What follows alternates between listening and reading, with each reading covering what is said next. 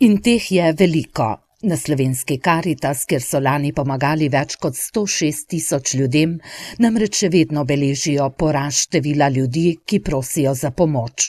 Ljudje vsako župnijsko Karitas lahko najdejo, prinesli svoj dar, bodisi finančni ali pa materialni dar. Vse, kar je uporabno, je zelo dobrodošlo.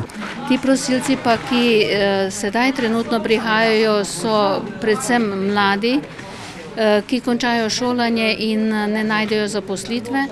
Potem so tu enostarševske družine.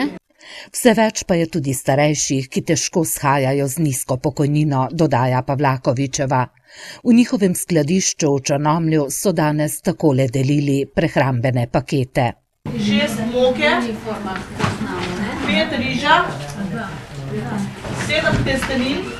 Pa še nekaj olja, mleka in jabolk so dodali. Če nimaš sredstev za preživetje ali pa službe ali pa ne vem česa, to pomeni ogromno, ker vsak cent je pomemben. Ti brez denarja ne moreš v trgovino iti, po kos kruha. Vsaka pomoč pride prav in sem zelo hvaležna. Ste brez službe? Brez, ja, brez. Že dolgo? Že dolgo. Hrane, ki jo imajo v skladišču črnomaljske župnijske Karitas, bo morda dovolj za še eno delitev. Ampak bodo paketi veliko bolj revni, bojimo se pa prihodnosti, ker nam nič več hrane ne obetajo letos.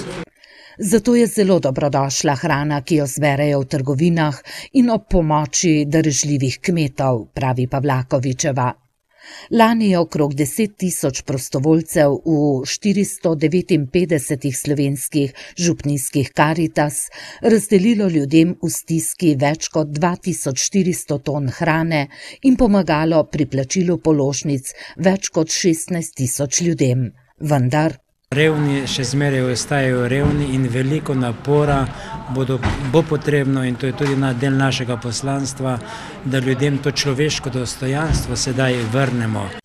Pa tudi, da jih naučimo drugačnega načina življenja, saj so bili ne po svoji krivdi predolgo deležni socialnih in drugih pomoči, dodaja Jerebic.